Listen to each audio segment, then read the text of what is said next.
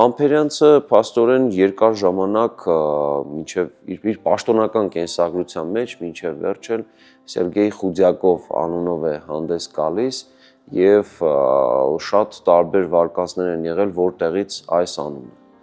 Եվ այդ վարկածներից մեկը այն է, որ երբ որ նա 1917 թվականի վերջից արդեն բոլշևիկյան ուժերի մեջ է անդամագրվում, նրանից հետո Բաքվի հատկապես պաշտպանության ժամանակ Բաքվի կոմունայի 1918 թվականի